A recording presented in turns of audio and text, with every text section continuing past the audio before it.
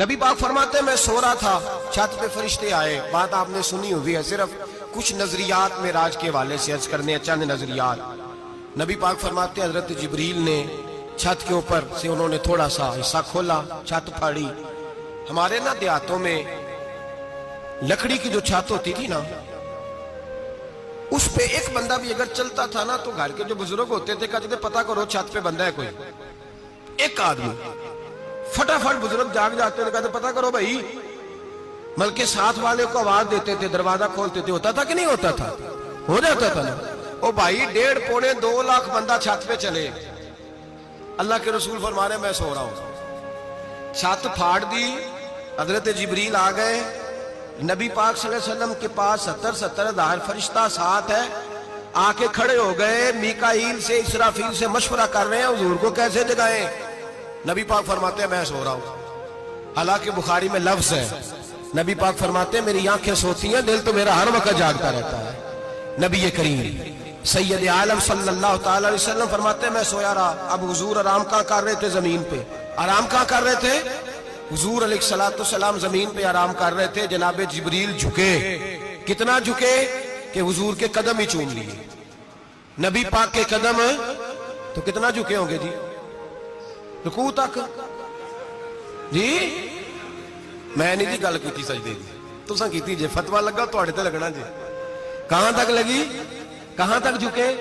اعلیٰ حضرت کہتے ہیں حضرت جبریل نے سجدہ نہیں کیا نبی پاک. میرے اعلیٰ حضرت کا کمال یہ ہے کہ شریعت بھی بچ جاتی ہے اور عشق کو بھی پورا سکون مل جاتا ہے.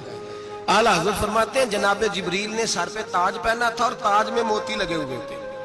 وہ موتی نبی پاک کو سجدہ کرنے لگ گئے.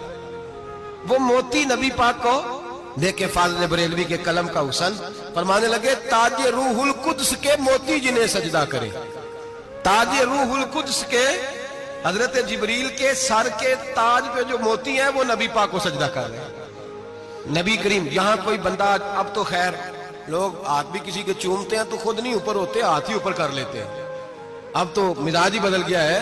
فرمایا رسول کریم صلی اللہ تعالی علیہ وسلم کے لیے جبریل جھکے تو پیروں تک، اور نبی پاک علیہ السلام کے قدم چومے. حضرت جبریل نے حضور جاگے، اٹھایا نبی کریم کو اور کہا یا رسول اللہ رب آپ کی ملاقات کا شوق رکھتا ہے. اللہ آپ کی ملاقات کا شوق رکھتا ہے. حضور فرماتے ہیں مجھے اٹھا کے تو جبریل حتیم میں لے گئے.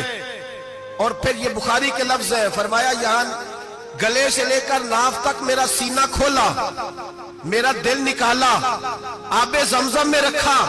اس لیے نہیں کہ نبی پاک کے دل کو برکت حاصل ہو جائے، اس لیے کہ آب زمزم کو برکت حاصل ہو جائے.